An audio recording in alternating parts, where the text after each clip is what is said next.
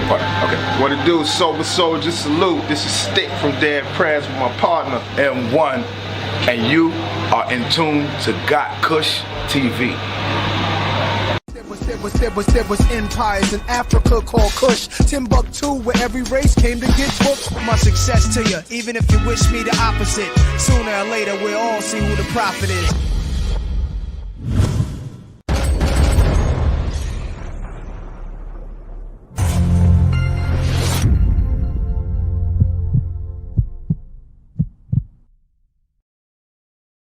Achomi na jeli gbojo kwe ni biane nyenko gotkushTV nyeyiradon.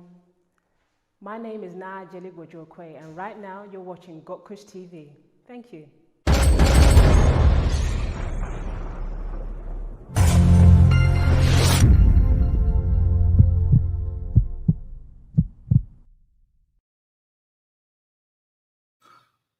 Greetings, kings and queens, greetings, family, greetings to all African people around the world. You are in the place to be with gotkushTV, and my name is Shakara. And we're, having a special conversation this evening. If you're there, UK or this part of the world, this hemisphere, this time zone, because I know much of West Africa is also on the Fiwi time zone, and I think Azania, South Africa is like an hour ahead or something still. So yeah, so big up yourself wherever you're in the world. But I know say in the Western hemisphere, yeah, it's like early afternoon, and in some places still the morning. So wherever you are right about now, whatever time zone you're in, big up yourself and welcome. Yeah, I'll be before the African liberation for all African people. We're gonna have a special conversation today, kings and queens, and that is because a historic document was released on Friday, in development and in anticipation and preparation of a historic convention that is set to take place in July next year. And the document is entitled We Charge Colonialism of People of African Descent. Yeah, We Charge Colonialism of People of African Descent. And this declaration has been put together by a coalition of organizations from across the African diaspora, entitled the African Unity Movement for Decolonization, the African Unity Movement for Decolonization. All right. And so we're going to speak to a few members of the African Unity Movement for Decolonization this evening in relation to the We Charge Colonialism Declaration of People of African Descent. Now, I'm going to bring forward some guests for you this evening, kings and queens. We may have a couple more before the time done. But first and foremost, she is no stranger to gotkushTV. We've had her on before, and no doubt we'll have her on again. But she is one of the most powerful or organizers in our Pan-African community, as far as I can observe it, kings and queens. And I have so much admiration and respect for this particular sister. We spoke to her last in relation to her book, Fostering False Identity, where she was going into the child welfare system and its colonial impact upon African children, particularly in the United States of America. Bringing forward to you the one and only African Esquire. She goes by the name of Tierney Cherie Pepra. How you doing, my sister? Greetings, brother Shakara. Thank you so much for having me back. It's a pleasure. It's a pleasure. And next we're gonna go to well, I think both our guests are actually in Southern Africa. Other guests are in Southern Africa, but one is from Southern Africa, the other is from the Congo. And he is living in Southern Africa right about now, but we're going to introduce you to, for the first time on gotkushTV, Brother Kobala, Congo. Greetings, my brother. You're on mute, my brother. Greetings to you, brother, and I'm glad to be here. Thank you very much. Good. Greetings, my brother. Welcome, welcome. And, Brother Jackie has just dropped off, so we'll await Brother Jackie to return. All right, let's start here. Yeah, let's start here. Now, I've been a black nationalist Pan-Africanist all my life, all right?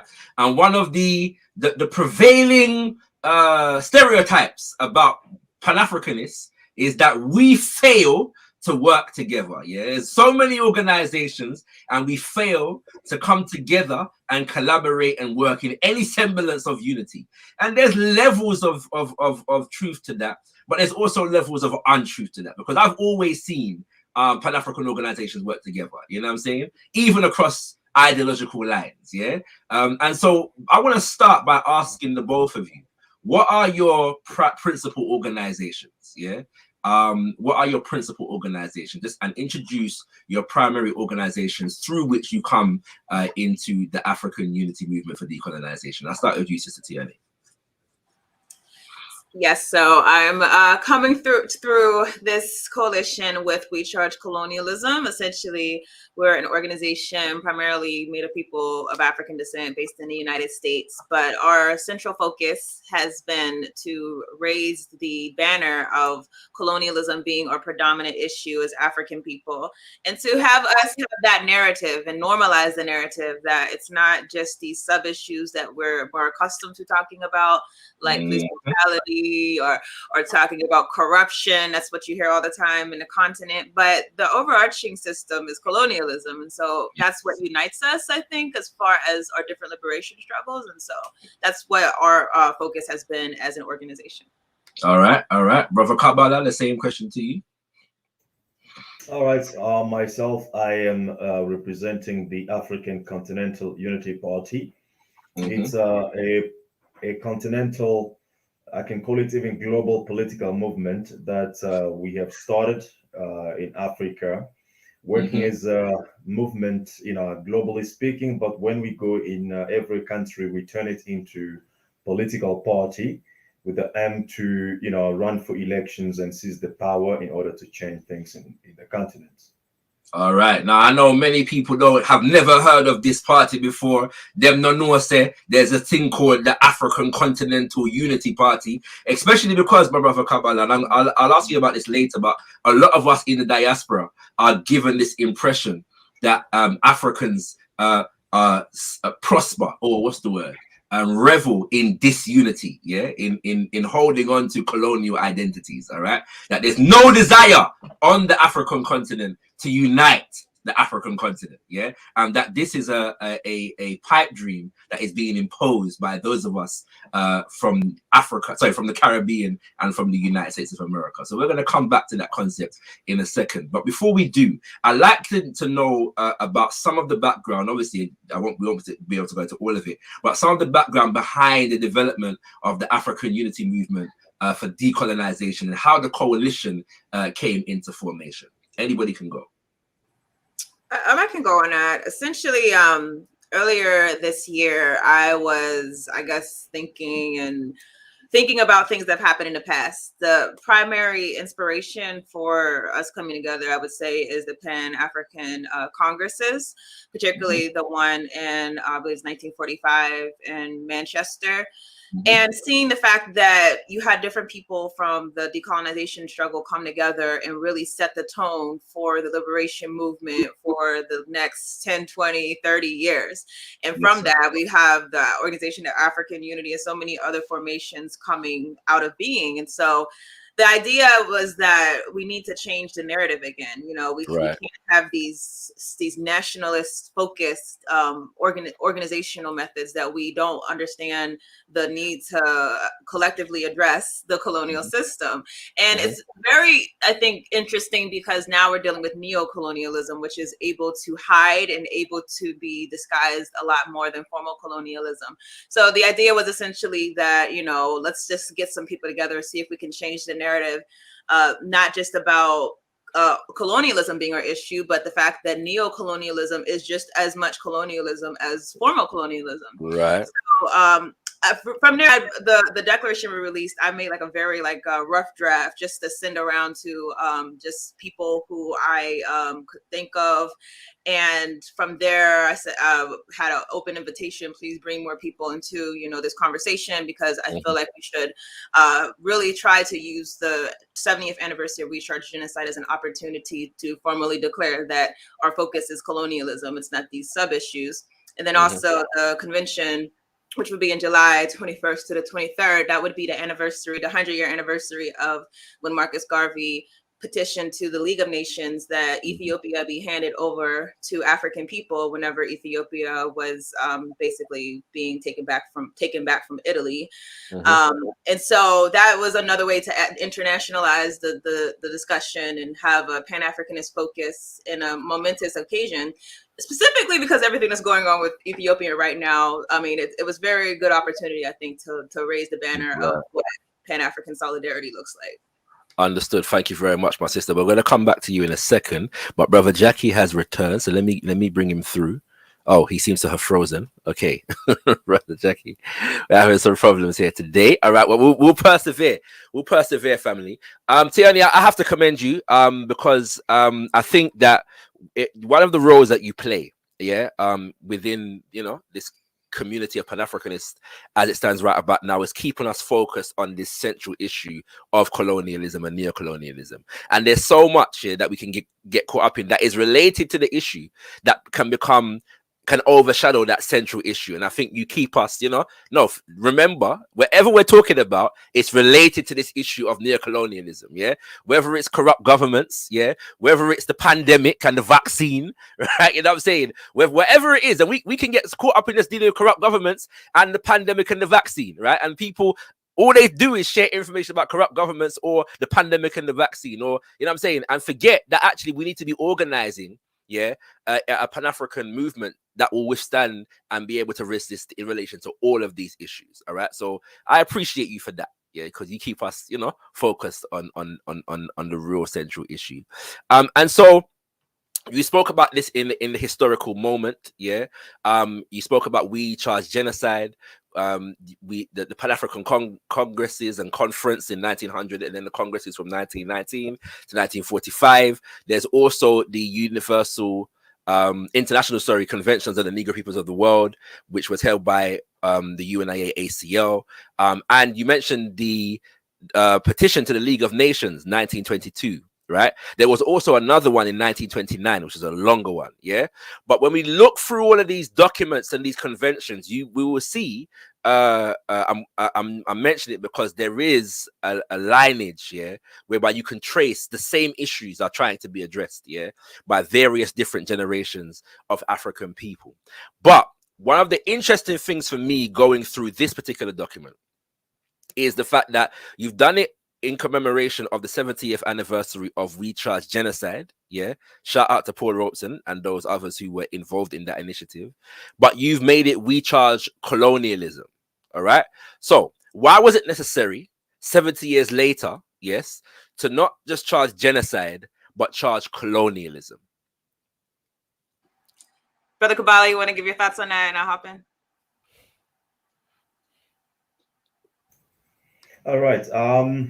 I think the point here is that... Sorry, Brother Kobala. Sorry, just so we can stay in tune. Let me just see if we've got a sound from Jackie first. My brother, are you with us? Can you hear me now? Yes, we can hear you now. Hear Good. Yes, ease relate to Africa. We give thanks. Yeah. All right. Okay. All right. Sorry, Brother Kobala. Can I just hold off your answer to that question slightly, just so we can properly welcome and introduce Brother Jackie to the conversation. My brother, we were asking for all the panel to introduce their primary organization that through which they joined this particular coalition and say anything about it that you would like to. Yes, my name is Jackie Seroke, and I'm in the leadership of the Pan-Africanist Congress of Azania. I'm actually its national spokesperson. Right. I've been a member of the PAC since I was 20 years, and I'm now 61. It's more than 40 years. My brother, I applaud you. I respect eldership in general, but I particularly respect eldership in the African liberation fight. I've been a part of it since I was born, and I've seen so many people come and go. And I have a debt of gratitude owed to you as well, my brother, because the Pan-African Congress of Azania is and was central to the development of Pan-African organizations in the UK. Yeah.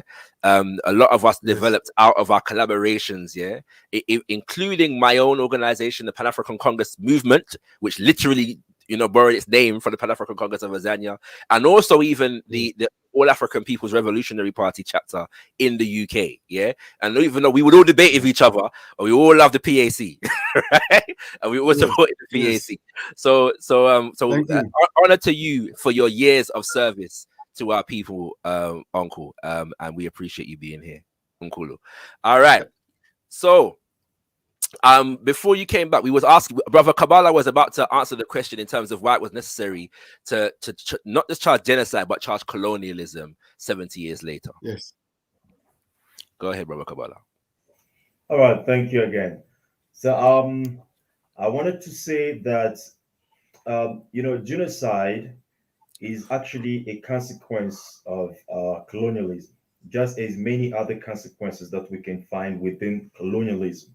Because colonialism itself is a system that produces many negative effects in the lives of those who are actually being impacted by the system of colonialism. Therefore, we at this moment, we cannot just settle at one item, which is genocide, and ignoring the global system of colonialism that has been obviously well structured and imposed upon African people. So I think it's wise on our side to settle on colonialism as the source of the problem itself, because I think genocide is kind of a symptom, or it's kind of just a minor disease that is obviously born out of the system, because the system itself, remember, apart from genocide, the system has created underdevelopment of the of Black communities. It has created a poverty of Black communities. It has created many other effects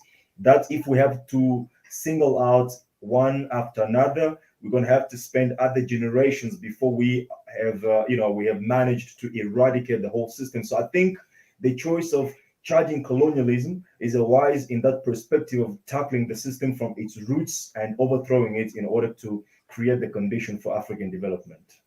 Yes, my brother. Thank you for that. Anybody else wanna answer that question? Why have we moved from charging genocide to charging colonialism?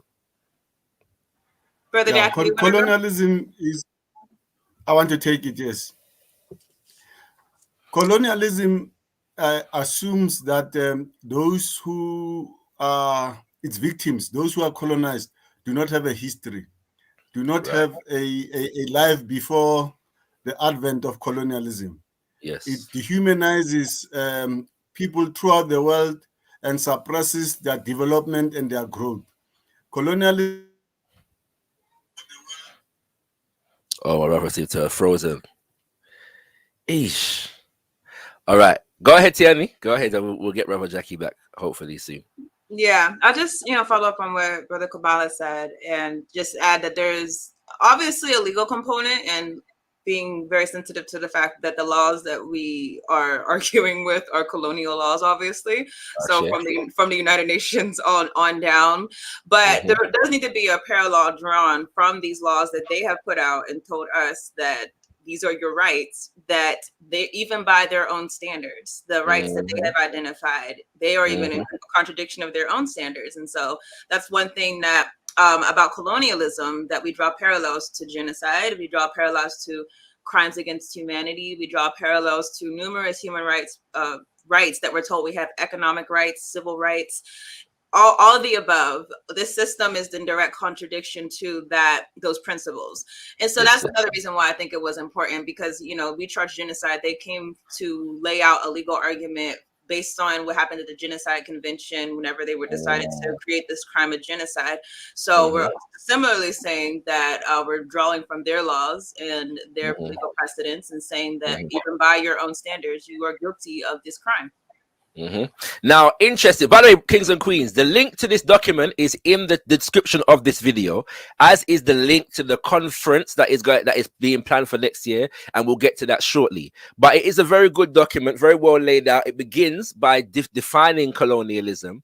It goes on in part 2 to look at the violations of human rights against African people that are defined under the heading of colonialism, and then it goes on to detail how colonialism is represented in today's world, and that gives a very international perspective from Africans across the diaspora, in particular the African continent in that regard.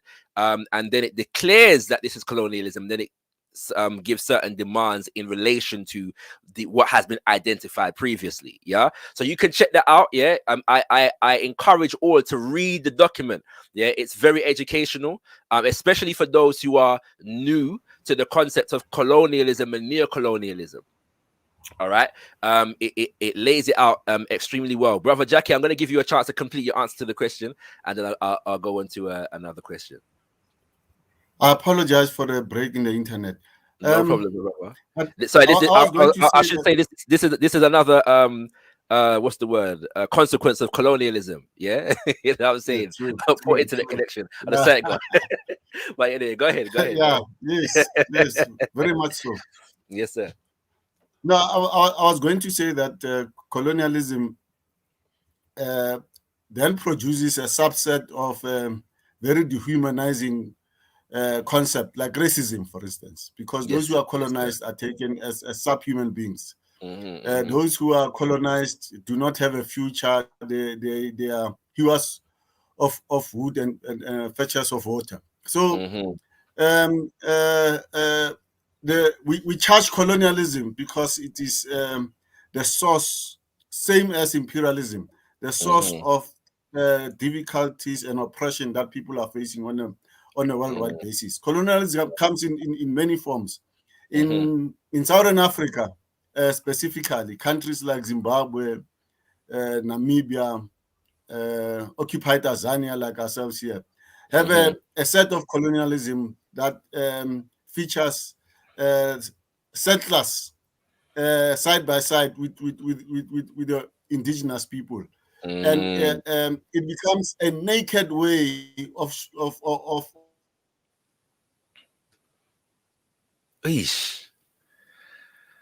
that colonialism got us again, kings and queens. We're going to bear with it. We're going to persevere. Yeah, like Harriet Tubman and Yasa Ntua in this instance. You know what I'm saying? You know. So don't worry, we're going to get our brother back shortly. Right now, I want to go because one thing that maybe even I, in fact, certainly even I, did not pay full attention to, and I think it's probably one of the most important aspects, if not the most important aspect of this document. Yeah, it is this is in the section where you are defining colonialism. Yeah, and you go through all of the different aspects of the Declaration of Human Rights of the United Nations. Yeah, and how they match with things that are being done by European nations in relation to African nations to this day. But that section concludes, yeah, with the realization that this document does not declare colonialism a crime against humanity, right?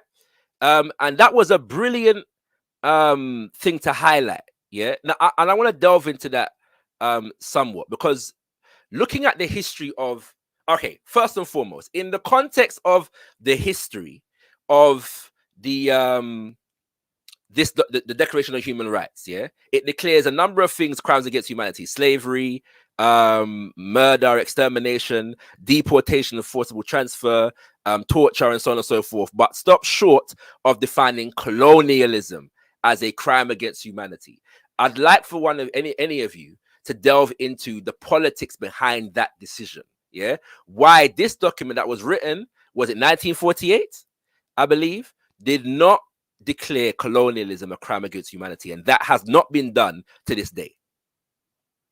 Just to clarify, brother, are you talking about the section where we're talking about the fact that the Durban Conference basically left that out, but included the transatlantic slave trade and apartheid. Yes, sorry, I stand Yeah. corrected. Yes, you're correct. Yes, Durban in Durban in 2001. Sorry, I stand corrected. Yeah, did not declare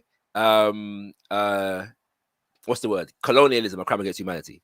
Yep.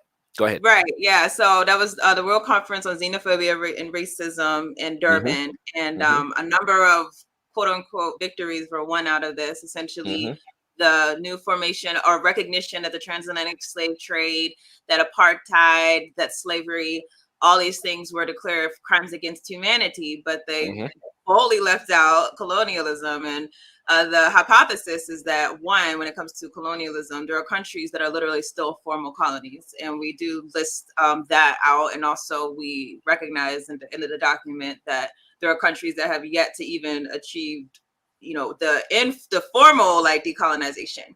But not just that, if you're talking about colonialism being a crime against humanity, then neocolonialism also has to be a crime against humanity. And there you have the entire globalist system would literally collapse. So that's what I would think is the reasoning and the only, to me, rational explanation, because it's not that colonialism was not mentioned at the conference. It was mentioned throughout the document, but very starkly left out of being designated a crime against humanity. Yes. To clarify, in this document, it quotes from the Durban Declaration, and it says, which says, we recognize that colonialism has led to racism, racial discrimination, xenophobia, and related intolerance, and that Africans and people of African descent and people of Asia descent and indigenous peoples were victims of colonialism and continue to be victims of its consequences. We acknowledge the suffering caused by colonialism and affirm that wherever it occurred, it must be condemned and its reoccurrence prevented. We further regret that the effects and persistence of these structures and practices have been among the factors contributing to lasting social and economic inequalities in many parts of the world today. That's what it says. So you can see that it stops short. And these politicians and liars, them very, very skillful with the language. Yeah. All right. So it stops short of declaring colonialism a crime against humanity. Do you have anything to add to this, my brother Kobala?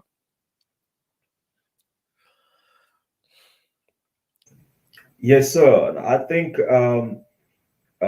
it was intentional to avoid declaring colonialism as crime against the humanity, because I believe, legally speaking, once you declare something as a crime against humanity, you need to begin some legal actions to punish those who were involved in that particular crime against humanity, and to prevent that same crime from happening again in the future.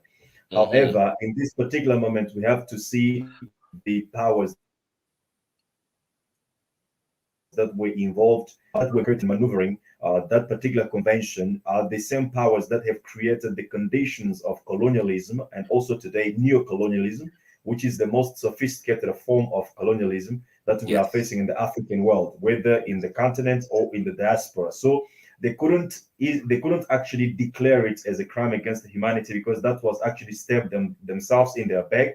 Because once they declare it a crime against humanity, they were going to be obliged to begin some legal actions to punish those who were involved in the past in the crime against humanity, against African humanity, and as well as making sure that something like that will never going to happen again, and the perpetrators of those crimes should be punished. But as you know, the survival of European countries is all depending upon the African resources and African population. Yes. We are being exploited, starting from the natural resources as human resources. So which is obviously the neocolonialism that we are actually facing right now. So if they have to declare colonialism and neocolonialism a crime against humanity, it means they have to stop exploiting Africa as is happening right now, and exploiting African people. And stopping exploiting African people is obviously a death sentence to the European development, European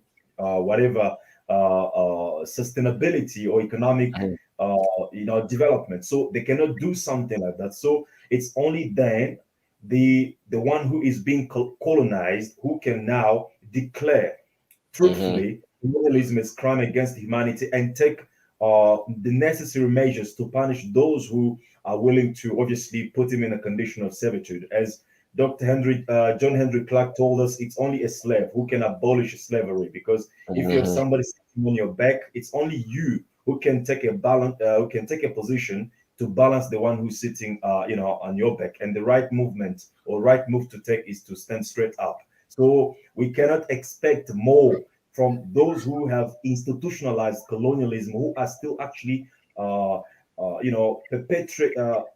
continuing the actions of colonialism and neocolonialism in African people. It's only us who can come and take any position that is necessary to stop colonialism and neocolonialism, in action in Africa. Yes, my brother. Thank you for that. I'm realizing why I was conflating the original Human Rights Declaration with the Durban Declaration. It's because I was going to make this point, yeah, which is the fact that the Human Rights Declaration was constructed significantly in relation to genocide, in relation to the situation that was faced by the Jews in Germany, yeah, and in other parts of Europe, right? It was specific to addressing their issues, yeah, and having their issues inform world policy on such matters, all right? And so it wasn't written with us in mind, our condition in mind, because we were still very much colonized, yeah, at the time. But in this day and age, 2001, 20 years ago, Durban, yeah, criminals who are responsible for the Holocaust, yeah, was still and are still being brought to justice, yeah.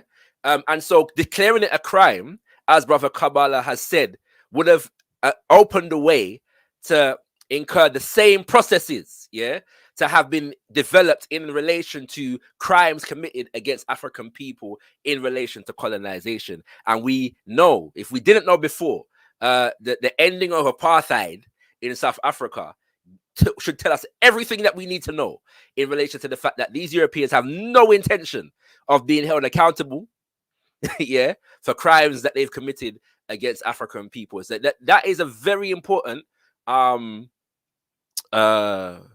observation that this particular document highlights, yeah. And so I wanted to highlight that, and also big up the people that went to Barbados in 2002. Many people don't know that after Durban, there was a conference of Africans and people of African descent in Barbados in response to Durban. And so one day we need to look more into the history of that. You know what I'm saying? Proud to say that my parents were there. I should have been there, but you know, airfare is expensive, kings and queens. Yeah, I never heard of that either. So definitely I need to look right. at that. No, it was serious. It became notable because of the fact that the UK delegation put a motion to the floor to remove all the Europeans out of the conference. And the motion passed, and so that was it got worldwide attention for that reason. I remember, yeah. So I saw it go. All right, so let's but one day we'll construct a conversation around that particular conference. It was significant. Now, brothers and sisters, we're speaking to members, yeah, of the African Unity movement. For decolonization in relation to the We Charge Colonialism of People of African Descent declaration that was released on Friday just gone. All right. The declaration is in the description to the video. Yeah. So we're not going to go into all the details. I may read 1-2 snippets from it here and there. But you have to really go into the document. It's about 80-something pages, but you will be edified and enlightened from it. Okay. I want to ask you all some questions in relation to what I consider primary obstacles for us being able to embrace a document like this in this day and age, right? Because it seems to me that there are certain prerequisites to being able to fully appreciate and galvanize around an agenda that is being laid out in a document such as this. And the first is the issue of identity. Yeah, that is the first one. Yeah, as Mama Marimba Ani says, without clarity on the issue of identity, we have no liberation movement. Yeah, and it appears to me to be the case that a lot of us are being induced and encouraged to engender confusion about African identity. And this is beautiful because we've got Africans from various different parts of the diaspora and the continent on this particular chat. So my brother, Kobala, I'm going to ask you first and foremost, yeah? how do you see, it appears we are given the impression that Africans on the continent do not identify as African. They only identify by their national border, and more specifically by their so-called tribe. Yeah. And so is it a battle for Africans on the continent to recognize Africanness and unity? And how do we overcome those obstacles to the extent that they exist? Well, I mean, that's a good question indeed. And it is not easy for a person who has lived under colonialism or slavery for, I don't know, hundreds of years to jump out of that condition and to identify himself with, according to his own cultural values and the system of life. Because in most cases, psychologically, what happens is that when people are oppressed for a long time, they begin to look to the oppressor in order to identify themselves to the oppressor. It means they begin to look at the position of the oppressor and to envy that position of the oppressor. So, and want, even though people can be freed from that condition of slavery, the only thing they can have in their imagination as ideal model of life is to imitate or to emulate the oppressor, to be doing exactly what the oppressors used to do. Sometimes they can do that on themselves, and that is what actually Africa is suffering from now. In most cases in Africa, you see that we are trying to become little British, little French, and little Portuguese, according to who colonized you. And it is very, very much difficult to establish certain basis for from which African people can identify themselves according to their cultural values and African value system. We are still giving our kids, even though we are not even being coerced to do that now, but we're still giving our kids Caucasian names. We are still proud actually to be speaking, the French, English, Portuguese, as I've just said, and we are still proud to be, to have those definitions of success. When we have our kids, schooling in a white institutions and stuff like so, these are psychological conditions that I think are prerequisite, as you mentioned, that have to be overcome before we actually get to that point where we look at ourselves as African people and we consider ourselves as the only people who can obviously solve our own problems. I used to compare the situation of African people to the situation that I've observed with a chicken when I used to visit my grandparents in the village. They used to farm chickens. So when they get a new chicken, obviously, because normally the custom is you release chickens, they go and feed themselves during the day, and in the evening they come back themselves in the house because they already are familiar with the place. But when you get a new chicken, what do? You don't release it immediately because it's gonna go, you're never gonna come back. So what you do, you tie it to a rope somewhere there for a couple of days, actually 4 days. You give it some foods, and after 4 days, release the chicken. I bet you the chicken will go, and in the evening it's still gonna come back where it was held captive. This actually the reality of African people right now, in a way that we are still trying to we look at ourselves as incapable of doing what we are supposed to do, and most of us are actually dying in the Mediterranean waters to join Spain and Italy because we believe that there we will be finding the hope that we need, or the future that we need, because Africa, looking at it, is just like a dust that is that can serve for nothing, while the same dust is taken by Chinese and they manufacture something out of that dust and they bring it to Africa, and we look at cell phone as a valuable than the dust on which we are standing, which actually produce those cell phones. So these are just to explain to you the conditions in which we find ourselves, and until we eradicate these conditions, we cannot really look at at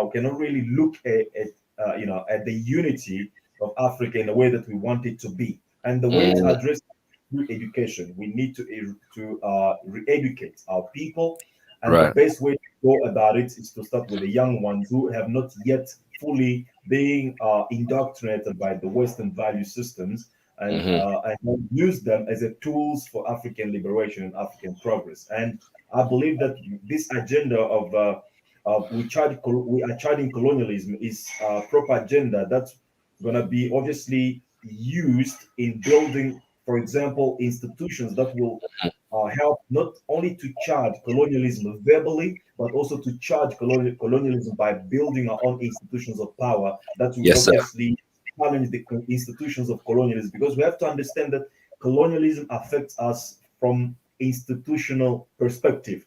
They have Right. put institutions in place that keep Africa under colonialism. You have Yes. WTO, you have WHO, you have all these institutions Yes, that sir. obviously work to limit the development of Africa in a way Yes, sir. that our resources, we cannot put the price to our natural resources, but the World Trade Organization is the is the one that obviously fixed the price to the African commodities. Right. You know, we have institutions such as the World Bank, which is there to apparently to help us with the loans or so stuff like that. But the same loan comes with conditions that limits the government from investing that money in economic sectors that can develop country economically. So we have all these institutions of colonialism that limit our progress. And the best way to charge and challenge colonialism is to come up with institutions of power that obviously will rise Africa as the global power base. Yes, sir. Thank you very much, my brother. Tierney, you have anything to add to that on this particular question? I think with the identity, I mean, I'm coming from the US, and so I could kind of give that perspective. And I do think that there's a lot of people who would have a barrier to connecting with an initiative like this, because one, we don't commonly call the issue that we're facing colonialism. We will be more comfortable saying we're dealing with racism or we're dealing with, these different types of isms, but colonialism is not something that we think about inside of the borders of the United States, even though it's a separate colony in itself. So I think that connecting with the concept of what we're charging, that would be difficult. And then the other aspect is of people of African descent, because there's obviously different fractured identities, particularly among brothers and sisters who come through the American chattel slavery, because intentionally the institution of slavery in the United States, in my opinion, was the most intentional and the most barbaric when it came to intentionally wiping out our African identity and not even allowing us to practice minuscule cultural expressions, as soon as it's identified. So I think that's an added barrier, but I don't focus so much on that, because I think the biggest testament to the importance of the project is the fact that we have so many different Africans from different experiences coming together. Right.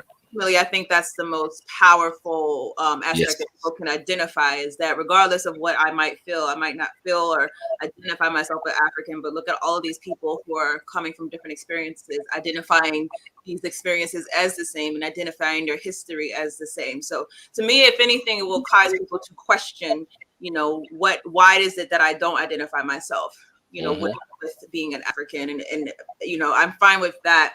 Maybe just planting a seed, for some people, because I don't think that I can necessarily walk everyone home as far as to take that fully, that identity fully. So most definitely. Yep. Can't be here and not honor the fact that Baba Senghor Baye is in the building, former President General of the UNIA ACL. So I just want to honor my president up in the place. All right. A long-standing organizer, I'm saying. And he actually trained by a man by the name of Charles L. James, who was actually trained directly by Marcus Messiah Garvey. So, and I was trained by Baba Senghor. So I've got direct lineage right there, Kings and Queens. I'm showing off. All right, family. So let's go on. My next primary obstacle that I want to identify, Brother Kobala spoke about education, and it appears to me that you all have put Pan-African in as a headline, in this whole situation, Pan-African unity or perish. But not only are we living in a time whereby a lot of people do not know about what Pan-Africanism is, there is a direct attack, targeted misinformation, against Pan-Africanism. This is obviously going to be an obstacle, to developing a program like this. And so I'm asking you, how do we overcome the misrepresentation, the misinformation, and just the lack of knowledge, about Pan-African movements, ideologies, organizations, and development in order to make a program such as this successful?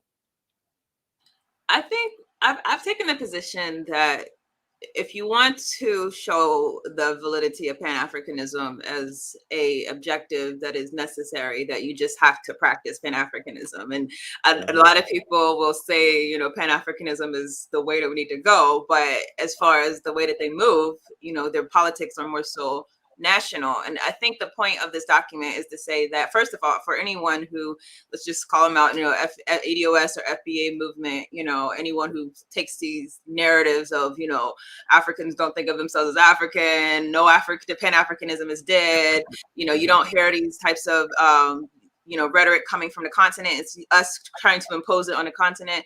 The document to me is a direct contradiction to a lot of the fervor of that movement. And I would be more than happy to just post the link to the document anytime I hear anyone say anything of nonsensical.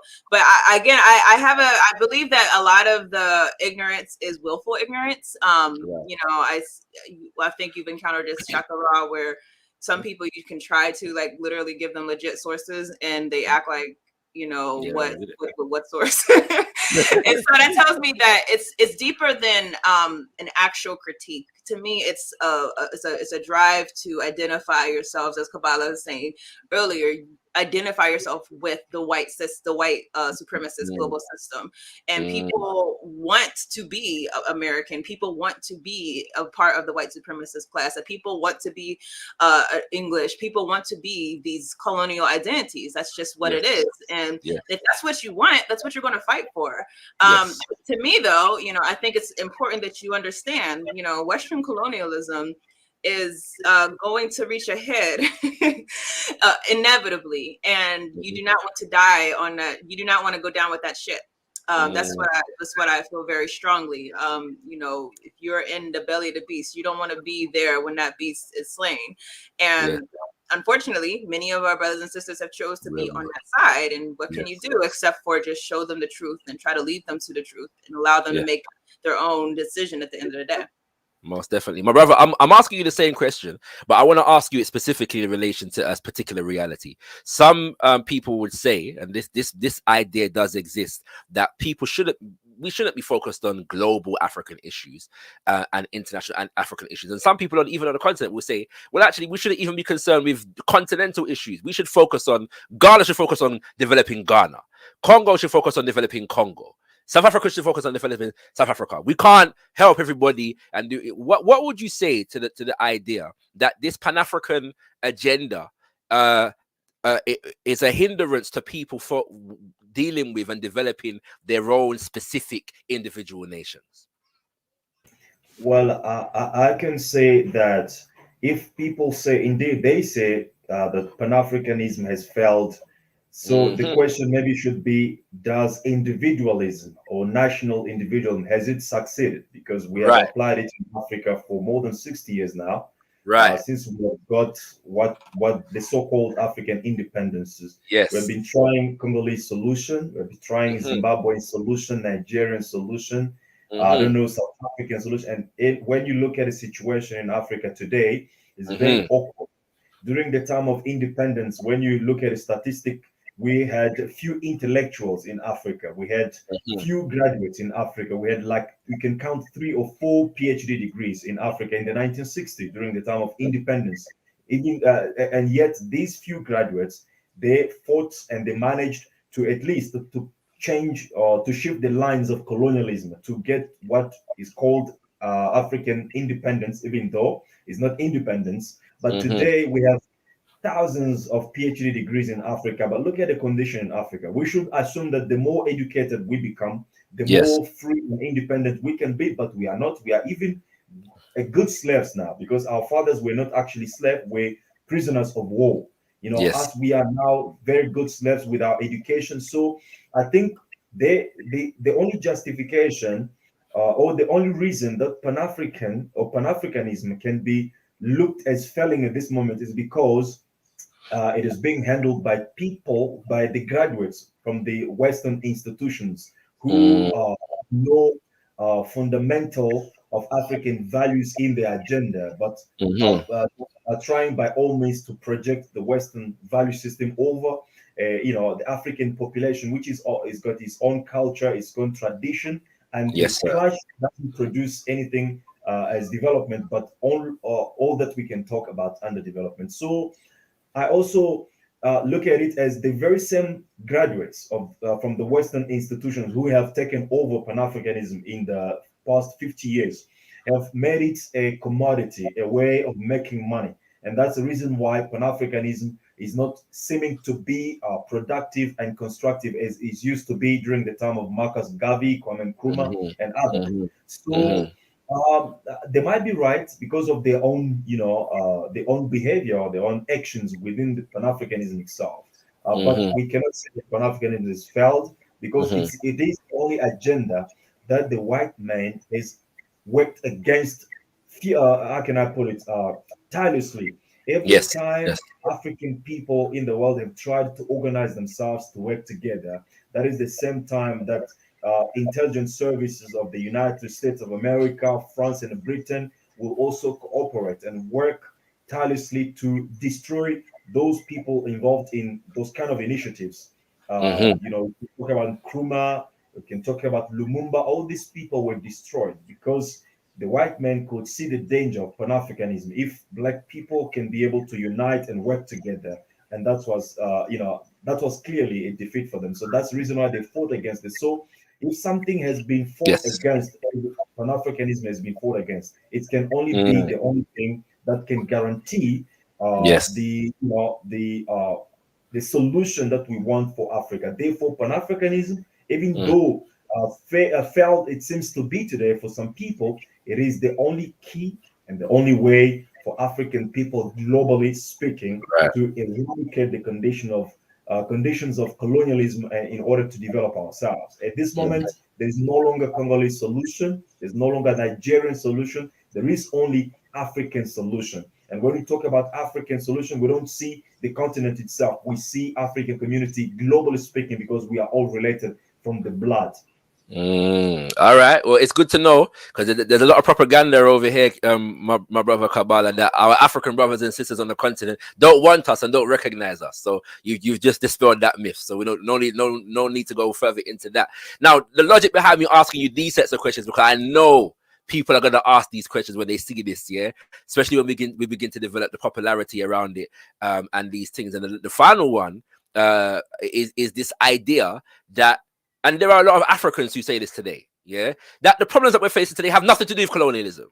It has to do with, and you identified this in the document, it has to do with corrupt African governments who have teeth in the money, from the people them, and it has to do with lack of infrastructure, and some people say inferior culture.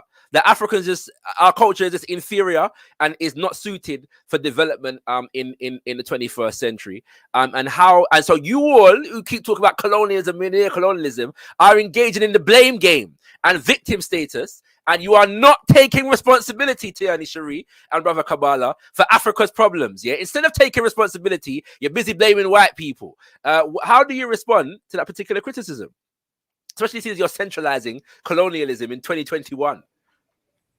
Well, among ourselves, we have those who seek for integration, and we have those who seek for the change of values, that which can be called as well revolution. There are those who can get profit from colonialism, as there are people are being oppressed. They can seek for, themselves. They are seeking for integration in the system of colonialism, so they can obviously also oppress their own people and get some profit. Only for material means, so to say. But we are some of those who don't want to seek for integration or assimilation or whatsoever that is ending with Asian. We only want the change of values. Every people in this world identify themselves on the basis of their value systems and culture. Whether you talk about Chinese, whether you talk about Indians, whether you talk about Arabs, even though they are all somewhere somehow longing for global world, but they are still keeping the foundations of their culture and traditions. So when we talk about colonialism, if I have to maybe use the context or the words of Kwame Ture, colonialism is first of all eradication of your culture, of your tradition, of your ways of life, so that they can oppress you or exploit you. which is the difference between colonialism and exploitation. Because exploitation is still going to maintain, you're still going to maintain your culture, your value system, but just get to be exploited by those who are, you know, in the top class. But colonialism, they have to get rid of your language, your name, your culture, your tradition, so that they can exploit you. So now, some of us who say there's no problem with colonialism at this moment is because they don't see something wrong with us being carrying European names. They don't see something wrong with us speaking white man's language. Yes, they don't see something wrong with us, right? Enjoying, you know, European foods, and our food is, you know, called indigenous, to be kept for sometimes, you know, once a year or stuff like that.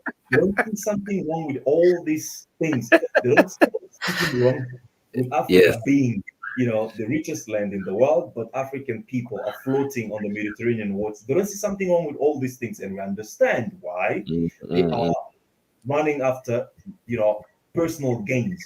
For you to be a true Pan-Africanist, you need to have the mindset focused on community as a whole, not as what can I get myself first of all. Right. As people, what can you get as a people, as a group of people on this earth? What can you get and what can you become? So, briefly speaking, I think, as I said, those who are seeking for integration, but us, we don't seek for integration. Malcolm X told us about house Negro and the field Negro. So I think you can draw a different line. Thank you very much, my brother. Sister Tierney, you have anything to add? Yeah, I mean, it comes down to kind of like being controlled opposition. There are some issues that the colonial system is okay with you entertaining and focusing on. Right. It's easy for them to deal with because you'll be essentially chasing after the scapegoat. The scapegoat is the African puppet leader.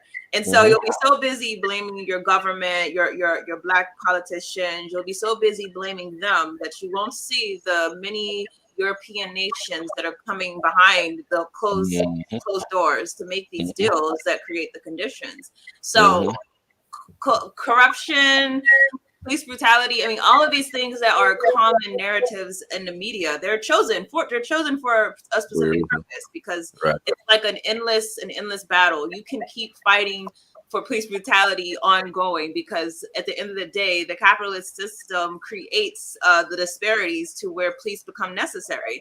If you look anywhere inside of the world where you have African people being oppressed, why is it there's such a correlation between that presence and police brutality? I mean, think about Brazil, for example, a country that is Latin American, you know, different language, different circumstances, yet has a very high African population. And this country experiences insurmountable police brutality. So it can't be a matter of getting rid of the police. You have to get rid of the system. So I think we have to stop taking the bait, honestly.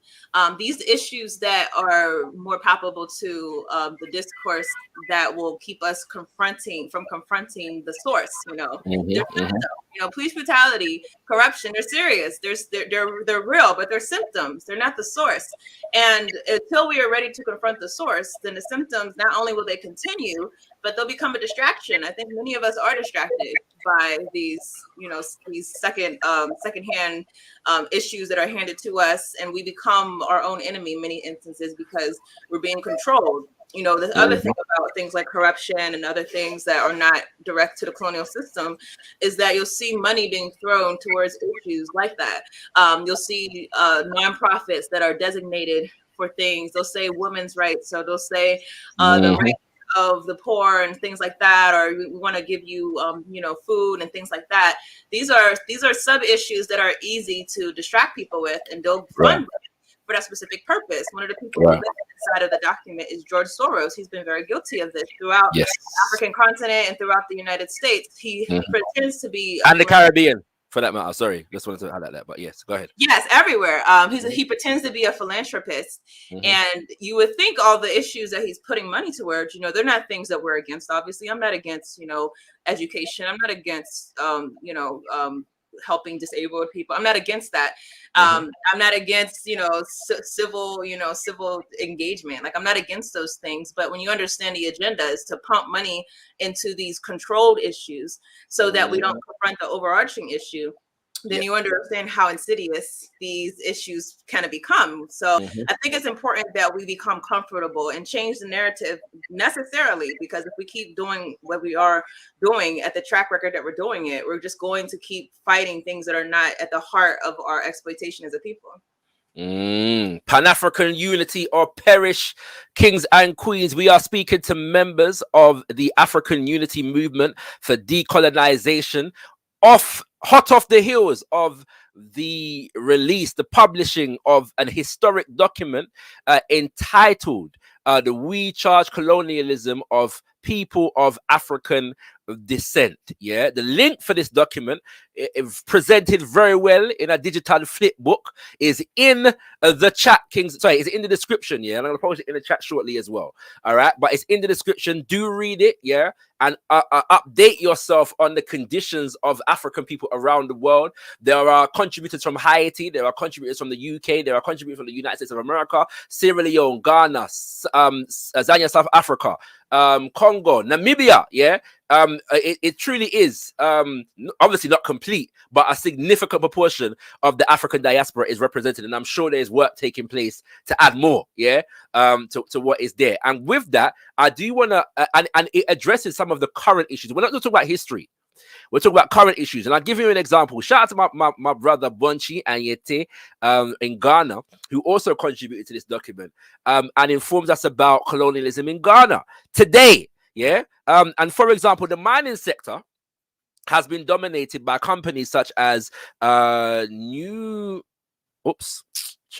know, them ones where the flip document does kind of get a bit more, does a bit more than it should. All right. Yep. Newmont, yeah, Anglo Gold, Glencore, Kinross, ExxonMobil, Total Energy, formerly Total of France. Yeah, we're very familiar with Total in the UK. Conoco, Philips, Shell, and numerous others. Logistics has been captured under the lead of Bolloré of France, which is in control of the Tema port, and that's a relatively recent acquisition. Yeah. This French company, French billionaire, yeah, bought out the main shipment port in Ghana. All right, as they have controlled a lot of the shipment ports throughout West Africa, yeah, for time, because enough of them colonial countries were colonized by France and still continue to be dominated by France. Yeah, Bolloré, of France, which is in control of the Tema port and has dominated the ports and terminals of West Africa, Central Africa, and in some cases East and Southern Africa. The construction of energy sectors have not been spared. Again, many companies are disguised in African names when they are not. Examples are Chem Cement in Ghana, Torolo Cement and Hima Cement in Uganda, and so on and so forth. These are current issues that relate to the foreign domination of African land resources, economics, and politics. Yeah, and so all of this work is leading to a conference next year, July 20th to 23rd. Am I correct? 21st to the 23rd. You're on 21st, 23rd. All right. Maybe the ancestors are telling me to add another date on that for some reason. I don't know what I got. You know what I'm saying? All right. But let us inform us, family, about the conference and what is the intended purpose and aims of the conference. The intended purpose is the furtherance of the document. We wanted to publish something and do something together collectively, but we wanted there to be ongoing conversation and hopefully ongoing organization. And the necessity is that we understand that we have to really come together. The intention was to come together physically, by the way, but unfortunately, Omicron has blocked a lot of travel for a lot of our people. And so we decided we had to do a hybrid conference. Zimbabwe will be hosting. We might possibly have another host country, but that's still being in the works. But Zimbabwe's ZANU-PF has been gracious enough to host us. And so we're hoping to basically have some type of hybrid formation so that people who are local there can go to the conference in person, but people who are in the diaspora or not ready to travel because of COVID can also basically participate, and also we'll stream it also so that people who can't even, afford, can also have a way to watch what's going on. But essentially, what we'll be doing, I would say, is concretely declaring colonialism and having speakers from different aspects of the African experience come in and school us, and as well as giving some in-person breakout sessions where the organizations will really come together to school people on what they're experiencing as far as the colonial system. And so that's the purpose of it. Right now we're in pre-registration, so if you get your ticket right now, it will be $10 cheaper, and that will go up after July or January 17th, I believe. But essentially, yes, that's the purpose, that we continue to change that narrative and hopefully pivot the conversation among our people globally. Want to add to that, Brother Kobala?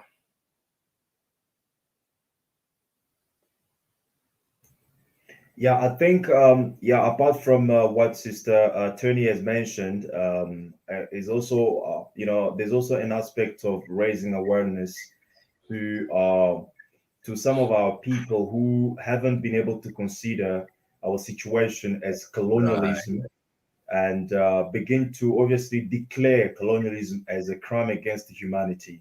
Yes, you see, for people who are in the condition of slavery, there are two methods by which those people can obtain their freedom. And the first method begins by you can call it entertainment, but not entertainment as such. It's part of activities that obviously enables people to declare certain things that they were unable to declare before because of fear. At this moment, you cannot, you will rarely obviously gonna find a African head of state who actually stands and declare, colonialism or neocolonialism that we are facing right now as a crime against humanity. So us now coming together, as grassroots movements all over the world, in the diaspora, in the continent, coming through this convention, and obviously declaring colonialism as crime against humanity. It's a kind of a boost to give other people that incentive to be looking at the colonialism and also publicly declaring it as a crime against humanity. And apart from that, that awareness, apart from that aspect of obviously discussing the matter and declaring it as what it is, there's also a part of awareness, because we believe that the freedom for Africa will take place when not head of states of Africa have done something or understood something, but when African men and African women have understood properly what is colonialism and how it has affected them and how it is actually affecting us on daily basis, then we'll be able to begin now another lifestyle that can obviously guarantee our freedom in terms of what we do, how we think, and how we say, how we speak. Actually, we'll be acting as intelligent people, and the freedom is going to be just around the corner. Yes, my brother, my sister, it's a beautiful thing. I don't need an excuse to be around Africans. And when you first announced it, Sister Tierney, you said it was going to be in Zimbabwe. I was licking my lips because I'm like, yo, how am I going to get to Zimbabwe? And I got a lot of traveling to do next year. But I was determined to try and make it. So I'm a little bit deflated, but and Zimbabwe is on my list, of nations to go all to. Excited. Well, I don't know, Brother Kobala, if you've been to Zimbabwe. I was very excited, but the time. No, there's arguably no nation that has been more significant in terms of the Pan-African agenda in the last 20 years above Zimbabwe. However, in my tradition of asking questions, that I know people are gonna ask, a lot of people, Sister Tierney, let's be honest, have been a little bit disillusioned, with Zim since the overthrow of Mugabe. And some of the recent developments, that have taken place in relation to the land issue. And so I'm addressing it now because I know someone's gonna say it, so how are you contextualizing that for the masses? Yeah, I mean, so one, I think that a lot of it is Western propaganda. Robert Mugabe was not overthrown. He was a coup. When a coup happens, the leading party will be overthrown and the person will be basically taken out. Their principles will be wiped out. ZANU-PF is still in power. now there was, I believe there was definitely some conflict as far as the transition of power. In fact, Brother Obi Egbuna goes into a lot of detail, and there's an interview on my channel about Zimbabwe and Cuba, I think, but he goes into details about what exactly happened. But it was not an overthrow, and I think we have to be careful because that's what the media wanted to essentially paint the picture of, that Zimbabwe had tried to create all these land reforms and land seizures, and that Robert Mugabe was thrown out of power because people were sick of, essentially his policies. ZANU-PF is still the ruling party. Zimbabwe still owns their mines. Zimbabwe still owns their land.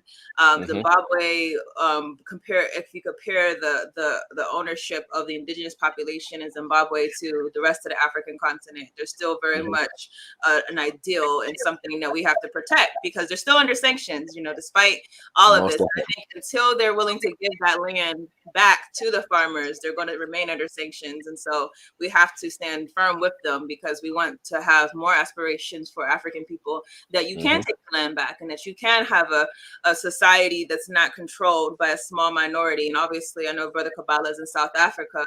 I believe the Zimbabwe many times is used as an example for South Africa to say, do not take your land back, you'll turn into Zimbabwe. And you hear about all these horror stories. You don't hear about the farmland ownership of Africans in Zimbabwe. You don't hear about the positive aspects. You hear about things like inflation, things that the West will try to use as trigger words to make us think that we're going backwards. Even when you compare our livelihood to other parts of the African experience, it's going forward. So I think at the end of the day, it's about what the struggle for independence and sovereignty. Even when you obtain it, you're still fighting for that sovereignty. You're still fighting for your independence. And Zimbabwe is still fighting for its independence, despite the fact that they have seized control over their lands.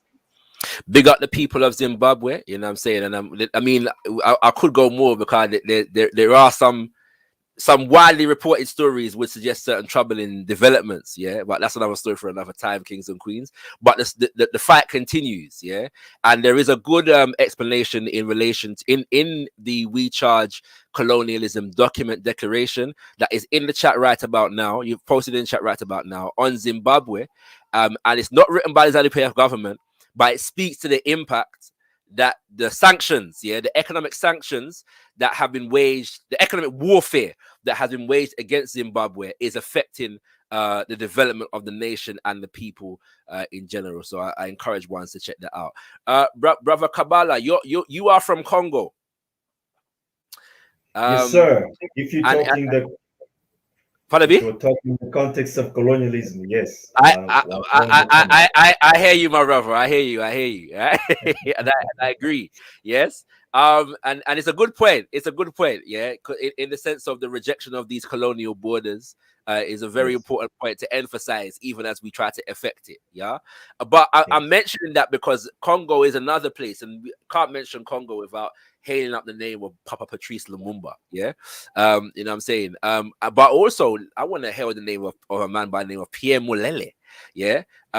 Who was a freedom fighter involved in what became known as the Simba Rebellion and another adjacent rebellion. But they waged a revolutionary war that reclaimed almost or just over half the Congo in the 1960s, following the assassination of Patrice Lumumba. A lot of people don't know about that. Yeah. But just want to say the name Pierre Mulele. But Congo is always in the conscience of us as African people, Pan-African people in particular. Yeah. And so speaking to the conditions in the Congo, especially in relation to the fact that we know everything that we're using right about now to be able to converse with each other would be impossible. Yeah. Had it not been for the loot, of resources from the Congo. All right. But I'd like to speak to you in terms of the significance of the Congo, because even the Osache for Kwame Nkrumah understood the significance of the Congo in terms of the liberation of Africa in general, African people as a whole, and the Pan-African agenda. Yeah. So I'd like to speak to you in particular about the significance of the Congo in developing a Pan-African agenda. Why is it so important? Well, I think first of all, the history itself, as you said, you cannot mention Congo without thinking about Patrice Lumumba. You have also mentioned Pierre Mulele. Thank you very much. Many people don't know about it. Yeah, so that's very important indeed. So, based on the history itself, you cannot talk about there are countries that we can consider as key nations for the African development. You talk about Ghana, you look at Kwame Nkrumah. You talk about Guinea, you see Sekou Touré. You talk about Congo, you see Patrice Lumumba. So I think this was an iconic moment for the African history. I think in that perspective, Congo is very significant. But not just that, the other aspect is its natural potential. As you know, it's geographically rich country, so to say, in terms of minerals and a lot of things. But that is not all as well. When you go back to the Kemetic world, you will find the people that you call, leopard tamers. It means the people who used to tame leopards.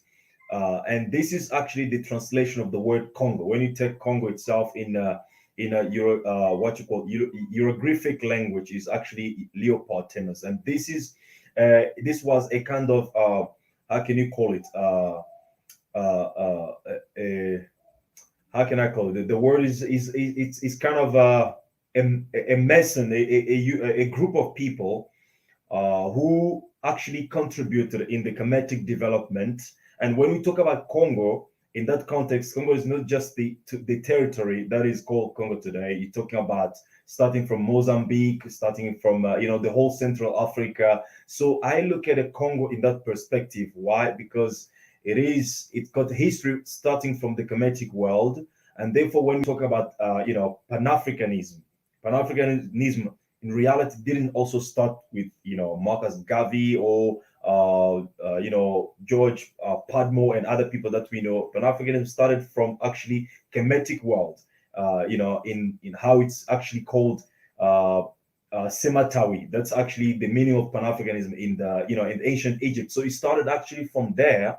So I think, I think. Sorry. I'll just say Sematawi is the unification of the lands. Yeah, as well as exactly. No, beautiful. Thank you for that. Indeed. So I think Congo has got history starting from that time up to the modern Pan-Africanism. So I think Congo is significant. And when I'm talking about Congo, I need to be precise. I'm not talking about a group of small people, in the Central Africa. We're talking about the whole region: Sudan, Angola, Mozambique, South Africa. That's whole area was actually, occupied by Congolese people. All right, serious thing, families. It's important to know this, yeah. In my humble estimation, part of us being able to develop a Pan-African agenda is the rewriting of our history, yeah. That emphasizes the links and the connections that we have to each other. We've been given a colonial history that emphasizes division. Therefore, we are manifesting division. And there is nobody in the world that doesn't live as a result of their historical understanding. It just doesn't happen. We have to rewrite that history. Tierney, I want to ask you a question. I'm gonna come back to my question to you, Tierney. I'm gonna ask Brother Kobala one more question, if I may. All right. And then I'm gonna come back to you, Sister Tierney, in relation to some modern issues that are confusing the Pan-African agenda at the moment. But Brother Kobala, you're from the colonial structure known as Congo, yeah, the Democratic Republic of Congo, but you're living in South Africa. Right, you know what I'm saying, and this is unheard of for many people. Yeah, Africans don't travel to other parts of the continent. When Africans travel, they travel to America and Britain and France. Why are you, as an African, traveling from one African country to the next? What brings you to South Africa? And how are you organizing as a brother from Congo among brothers and sisters in South Africa? I think initially I came to South Africa for educational purpose. I came here to actually follow my engineering studies. Okay. And so yes, that's where everything started to develop. Being able to to see a different world. You know, in the Congo, we talk about colonialism or slavery, racism. You hear from it in the history, or you can see it on TV. But now living in the world where you live quote unquote black and white, and you see how the colonialism itself, and especially white supremacy, get to be expressed. Practically speaking, it's but briefly, I was brought here for educational purpose. And at that moment, I was actually proud to call myself a Congolese. But since then, I think Africa is my home. Wherever I find myself, in Ghana, Guinea, Uganda, I'm proud African man. Give thanks, my brother. Thank you for that. And it's good to connect with you. And so, Sister Tiani, now you've got an uphill task, Sister Tiani, because we're living in the era of Africa rising, Sister Tiani. Is it 9 of the 10 fastest growing economies are on the African continent, right, Sister Tiani?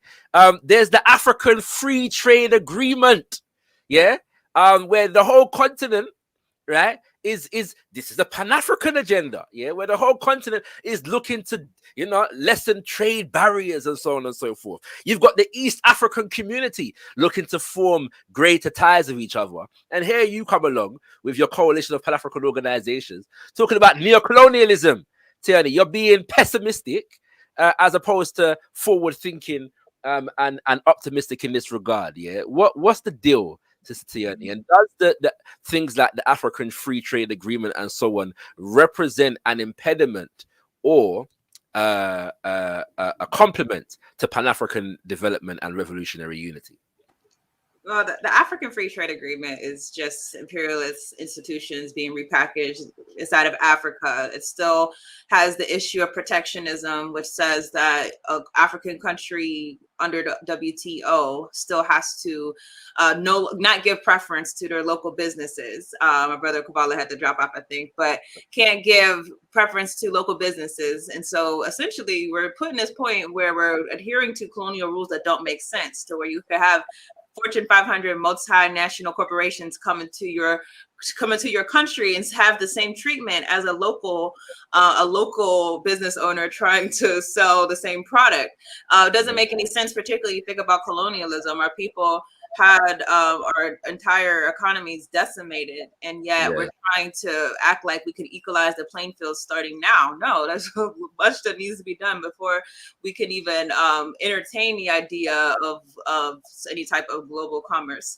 So the thing that I was very happy, and AAPRP, their representative, they definitely was adamant that we had to do this, that we put an emphasis not just on colonialism but on neocolonialism, and that's really why we chose for the convention, the conference. It will be Pan-African Unity or Perish, a call for the abolition of neocolonialism, because while a lot of those formations today, formations that will welcome people like Paul Kagame, welcoming people like Museveni, welcoming these African leaders, Paul Biya, welcoming these African neo-colonialist puppets. They'll welcome them in and they'll give commemorating addresses, or they'll welcome in these corporations that we know are directly complicit with the colonial system, is that they will not deal with neocolonialism or have a conversation about neocolonialism.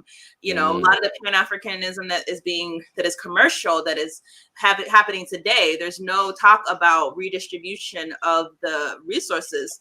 The thing that gets me is the resources in your own country. Like, let's say you're inside of Ghana, and you understand that the same gold that was seized, the same cocoa that was seized during colonial times, all your resources that were seized during colonial times are still under control by those same forces. The common sense thing would be to turn the narrative to say, well, we need to take back what was stolen during colonial. Is it that what Nana Akufo-Addo did recently? No.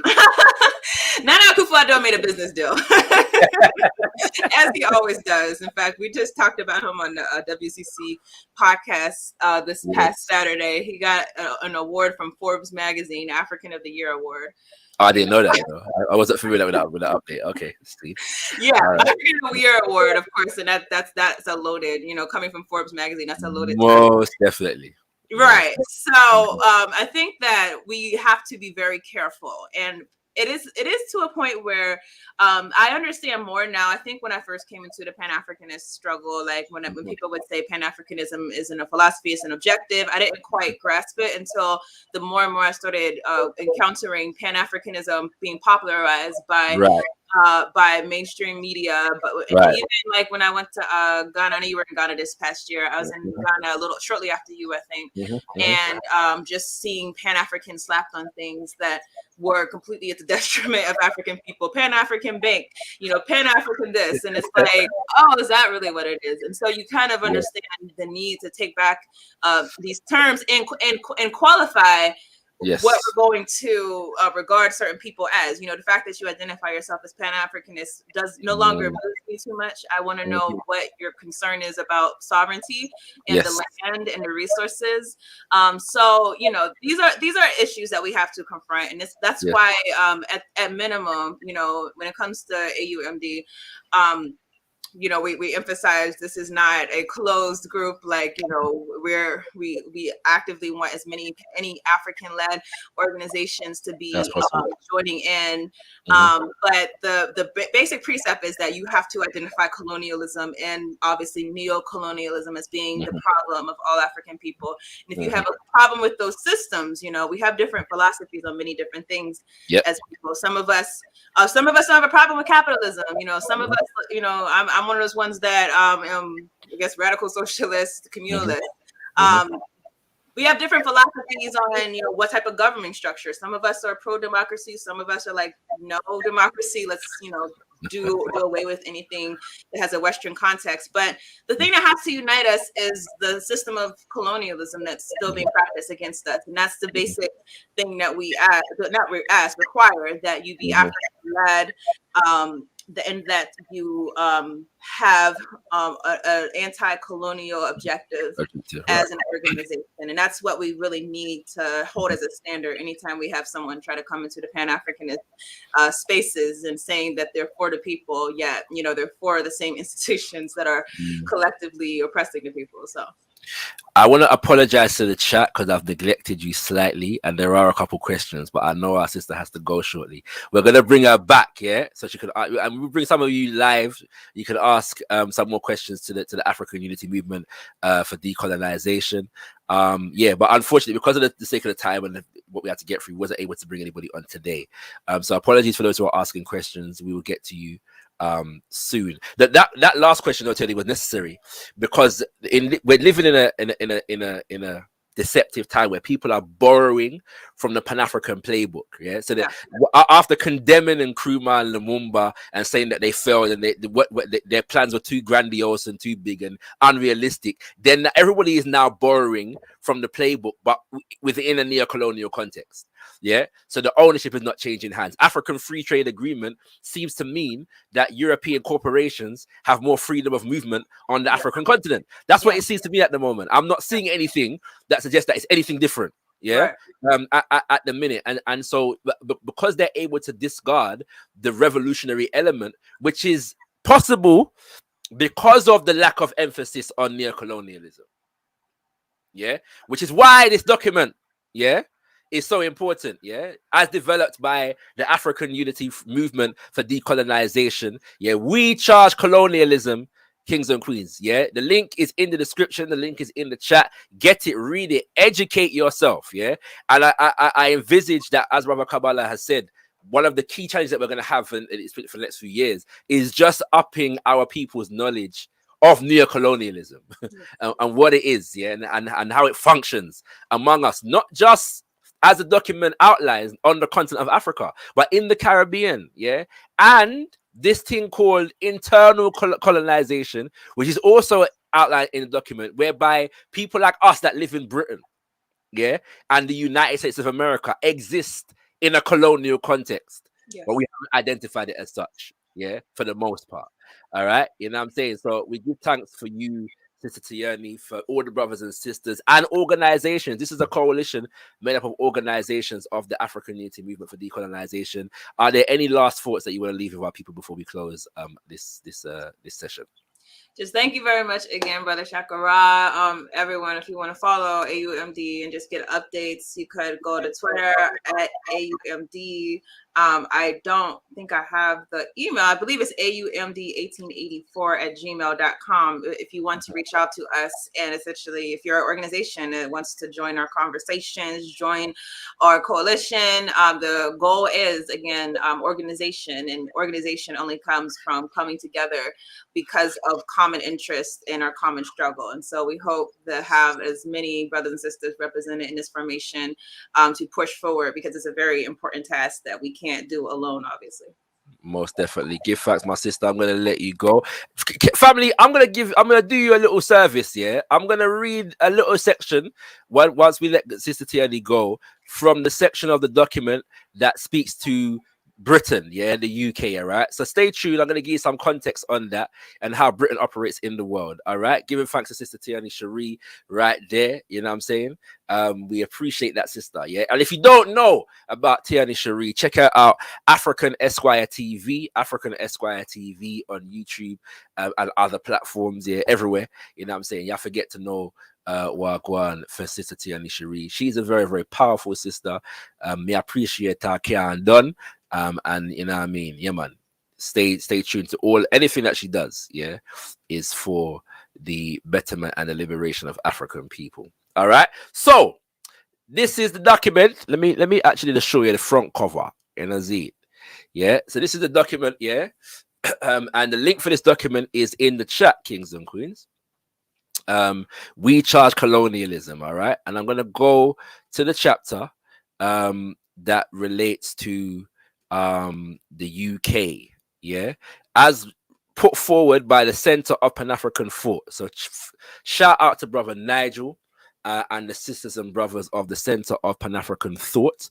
And I'm going to read a section of this for you. Yeah. Now, interestingly enough, this particular section deals with how Britain operates today as a colonial power, yeah, in the world. So not just in the UK, but in the world. And it's very important for us to understand, yeah, the extent to which Britain still operates in this way, and the extent to which we as African people, yeah, we come from the continent and the Caribbean, yeah, we live here, yeah, we often exist not knowing the extent to which the little material comfortabilities that we have, yeah, around here, yeah, are predicated upon the exploitation of the lands of people back home, yeah. And we need to know these things. Them something that need to be in the consciousness. What was I gonna say? The forefront, yeah, our mind, yeah, in my humble opinion. And so it says neocolonialism in Britain today. In 2021, imperialism still pervades on the African continent. The case of Vedanta Resources, majority owner of the Konkola copper mines, Zambia's largest copper producing mine, exemplifies the point. Listen carefully. In the 90s, it took advantage of Zambia's economic crisis to purchase Zambia consolidated copper mines. Yeah? Right? It took advantage of the economic crisis to take control of the copper mines. All right? The development agreement, quote unquote, development agreement that secured the deal. Yeah. Let me see. Let me lose off my place, you know. All on there. Right. Committed them through the KCM, which is the Konkola copper mines, to paying mineral royalties of just 0.6%, 0.6% in an industry where 5 to 10% had been the average. For those who are not clear what that is saying, yeah, there's a thing called mineral royalties that you pay if you're a company doing mining operations within a particular nation. Your company is not based in that nation. Yes, you're supposed to pay a certain amount back to the country, yeah, in taxes and royalties. The industry standard is 5 to 10%. Yes, but as it stands, yeah, Konkola copper mines which is owned by the Vedanta Resources Group, is paying 0.6%. Yeah, 0.6% to the Zambian government. This reminds me, yeah, if you have not read How Europe Underdeveloped Africa by Walter Rodney, yeah, or if I read it, and I'm just realizing how small this thing is on the screen. Yeah, read the thing. Yeah, because exactly what is being explained here. There we go. Right, so you can see it better now, innit? Yeah, exactly what is being explained here. Yeah, he outlines in that book in terms of the disparities between resources and labor prices on the African continent in comparison to in Europe. Yeah, same thing I go on. This situation could never happen, would never be allowed to happen in Europe, yeah, or America. All right.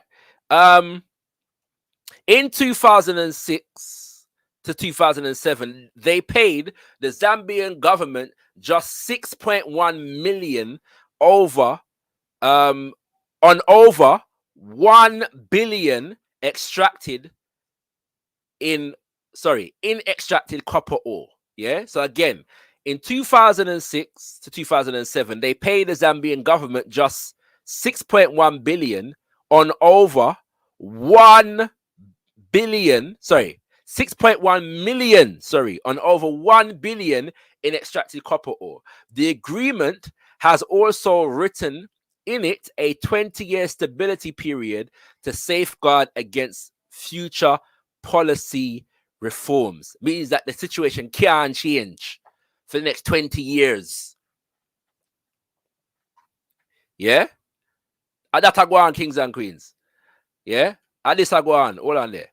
All right. The impact of these decisions are a perpetual state of underdevelopment, crippling Africa's ability to fund public service provision and develop their economies. Compounding that is the environmental damage. Yeah.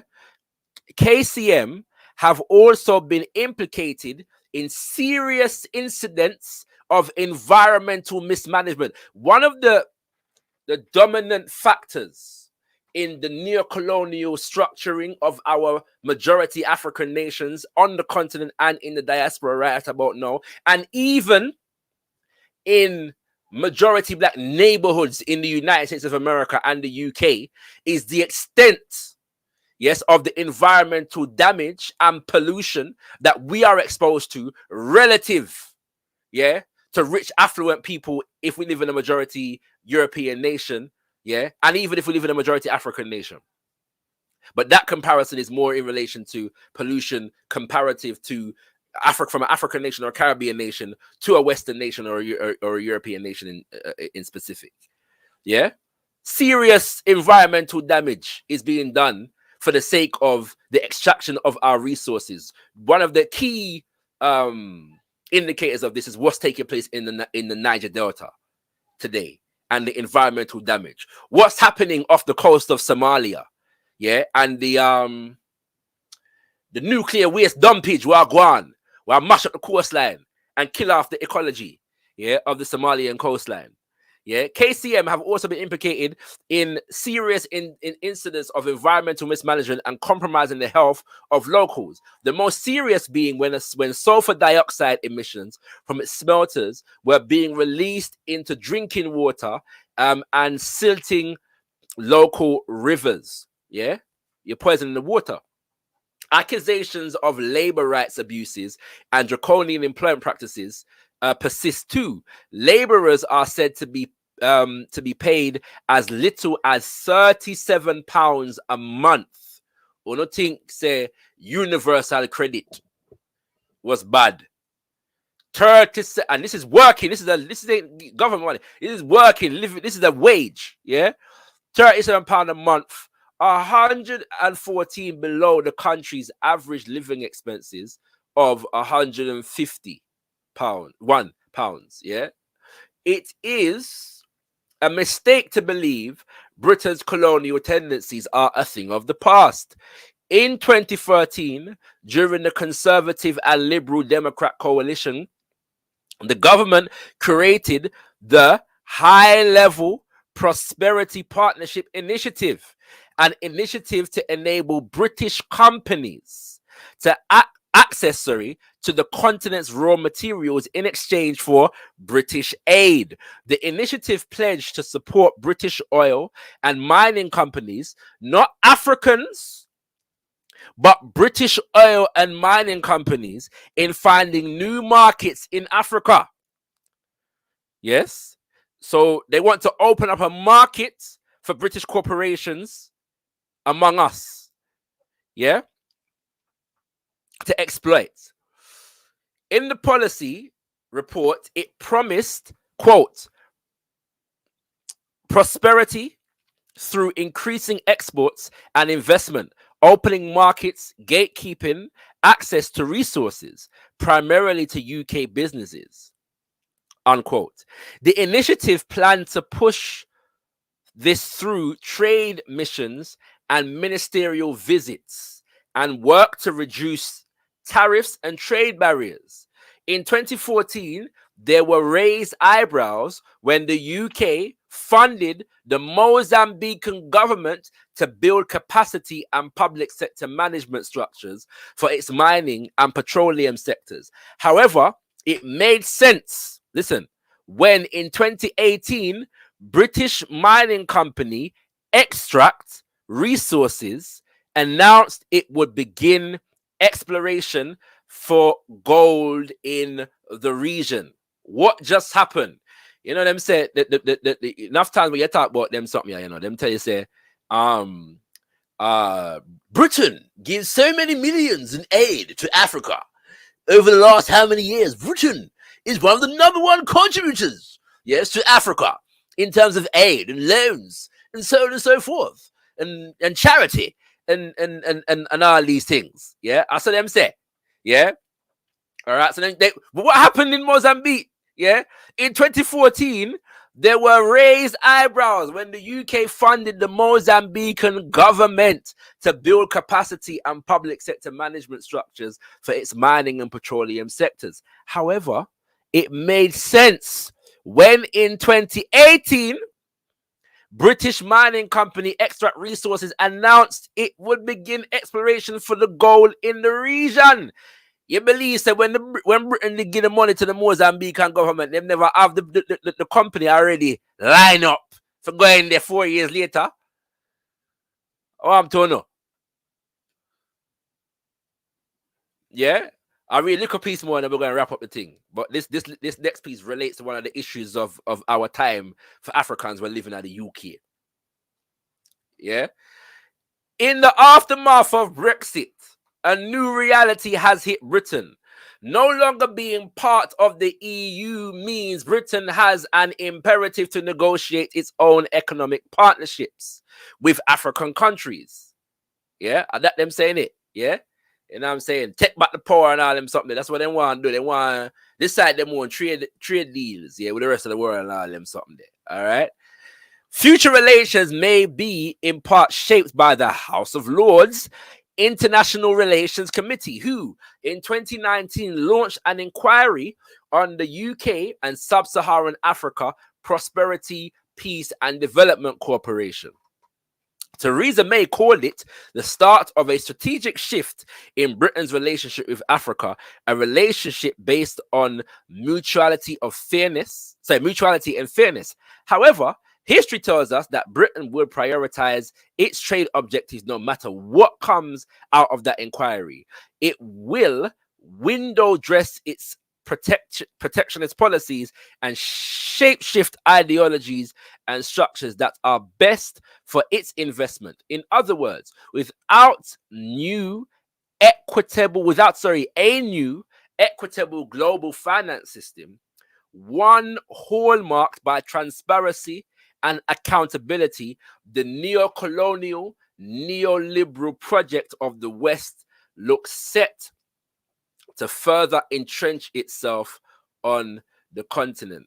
And everything where this excerpt say, yeah, about specifically the African continent is replicated in the rest of the diaspora, in particular in majority black nations in the Caribbean and South and Central America. All right, kings and queens. I just wanted to read the excerpt for you, yeah, so you have an idea of what going on in the world in this country where we live in now, the United Kingdom of Great Britain, and there's more. Yeah, there's more.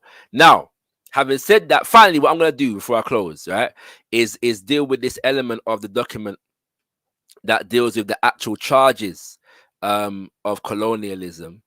I'm gonna come out of there. All right. Yeah. Now I'm not sure how clearly Ono can see this. Let me just double check. All right, but it goes through countries guilty of colonialism. I'm not gonna read them. I'm just giving you an idea of what's in the document. Yeah. So you can see the whole of the country them. Yeah, the whole of the country them. And as you can see, the countries with the biggest entries are the United Kingdom, yeah, and the United States of America. All right, France could have a comparable one still, you know. Yeah, that's why it goes still, you know. See, let me see how long France one look. Yeah, you know what I mean. You know, it could have longer still.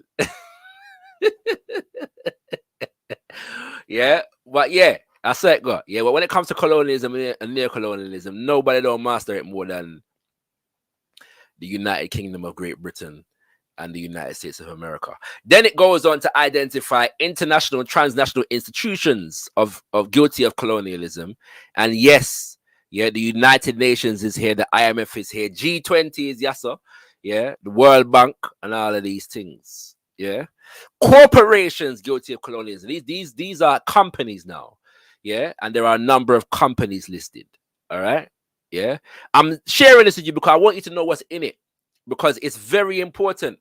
Yeah, that we up our knowledge, yeah, of the political and economic forces that are at play in our back home nations. For those of us who come from the Caribbean, yeah, we need to know about that one, yeah.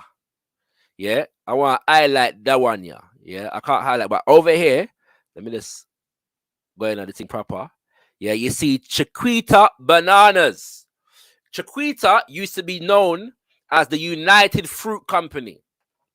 Yeah, this company is effectively and was effectively the branch, the economic war machine of the United States government in the Caribbean. Yeah, to emphasize that even more, the United Fruit Company was spying on Marcus Mosiah Garvey and the UNIA-ACL throughout the Caribbean, attempting to enact policies of economic warfare against them, making sure that they were able to corner, yes, the fruit market in the Caribbean against the agenda, yes, and the organizational efforts of the UNIA-ACL and other labor movements, because a lot of the UNIA-ACL of Marcus Mosiah Garvey operated within and around and developed labor movements within the Caribbean. Yeah, Chiquita, the company formerly known as the United Fruit Company. If we don't know, ono feno. Yeah, and so there's a number of different companies. Yeah, and I tell you what are going for them in relation to this issue of neocolonialism. And then we go into the demands. Yeah, then we go into the demands, yeah, which I'm not going to read, but the link is in the chat, kings and queens. The link is in the chat, yeah, and the link is also in the description to this video. So we want to big up, yeah, all the people then we are listening right now, yeah. Big up to my sister Tierney Cherie, a powerful sister, yeah. Can't overestimate the extent to which I have love and appreciation for the work that the sister is doing. Yeah. Brother Kobala, who joined us, and also Brother Jackie from the Pan-African Congress of Azania, South Africa, who also was trying to join us but was had issues with the internet connection and all of these things. Big up Lady Divine, big up Kushti, big up Brother IC3 in the building, Planter Johnson, big up Chish Shamiso. That sounds like a Shona name. Chishamiso. I want to know the meaning of that name. It's like a show name. My president, yeah. Baba Sengo Jawara Baye. I said Lady D already, innit? Yeah. Big up 4D4. Big up Dislaya.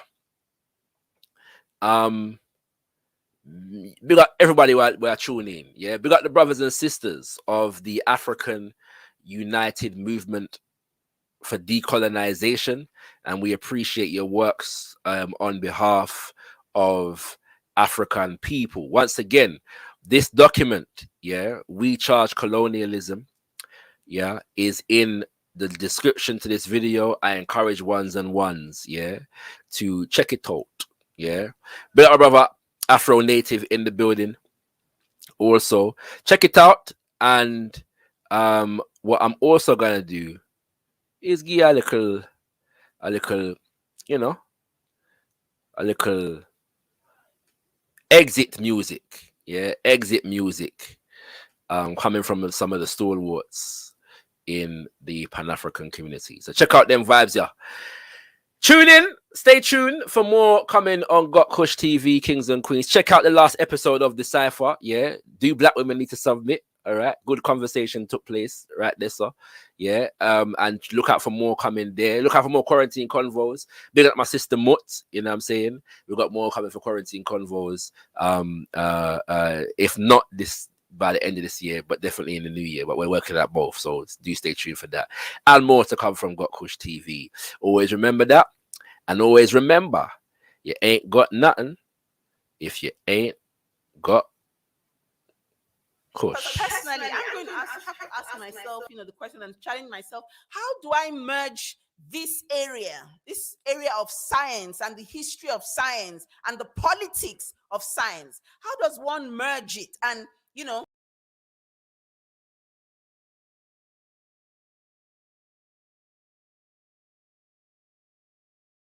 how do we make it? Because personally, I'm going to have to ask myself, the question and challenge myself. How do I merge this area of science and the history of science and the politics of science? How does one merge it and, merge it into liberation work, that one is doing now? How do we make it popular? How do we make it mass-oriented? How do we get this knowledge to the vast majority of our people, especially our young people who are so enthused? Those are our warriors, those are our soldiers, but they need to be armed with information, strengthened with knowledge, because knowledge and information is indeed a weapon. So that, as they're forging on the nation state, that we're conscious of this knowledge, of doing Sankofa, of going back into the future in order to bring it, to bear on our present, and our future. That, it seems to me, is one of the key challenges. But the other powerful challenge, which needs to manifest is this question of a federation of African states. I mean, one of the reservations that one has is that the states as we have them today on the continent especially are essentially neocolonial states. And so a federation of neocolonial states would be one horrible disaster if, they're run by neocolonialists. But then a federation of people to people. And it was something that was discussed, one of the issues we're discussing yesterday, with some of the comrades and colleagues, that were around a table with. This question of people to people solidarity, so that the issue of African federations of us, going into a union, it's not just a government thing. It's not state to state, but it's people to people.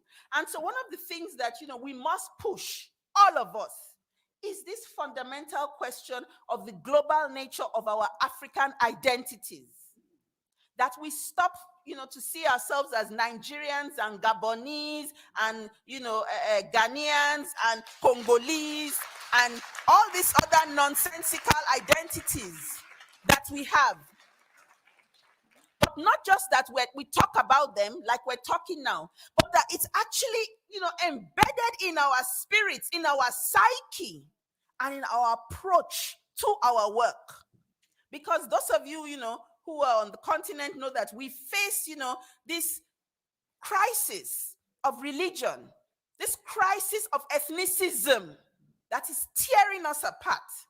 And the only solution to that is going to, to start to address things and see things as a global body. And that when we speak of a Federation of African States, we're not just referring to us on the continent, but that we are coming to the table with all of our power. And our power means the millions of Africans in the diaspora. That there's that clarity of understanding. So it's not something we just talk about or we preach about, but that we actually begin to implement in whatever, ways, we're working, whatever little areas of work, that we engage in. So I'll leave you at this time. And I know there's going to be a question and answer session, and I look forward to that. But like, Marcus Garvey's words, I always, quote them. They're internal. And, Sheikh Antedop would agree totally with that. Rise up, you mighty race, for you can accomplish whatever it is that you will. Kwame Nkrumah's words are also relevant. Says organization determines everything. And Sheikh Antedop was very clear about that. That organization determines everything.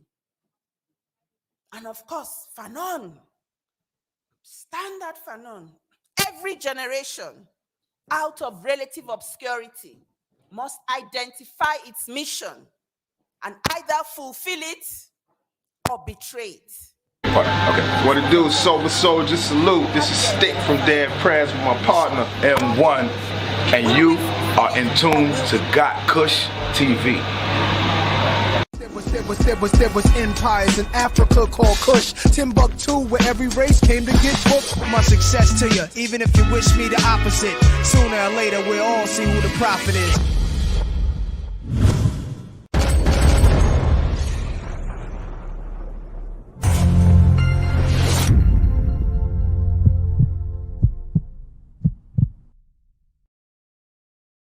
Achomi na jele gbojo kwe. Nimbiane nyenko gotkushTV. Nyeyiradon. My name is Na Jeli Gojokwe, and right now you're watching gotkushTV. Thank you.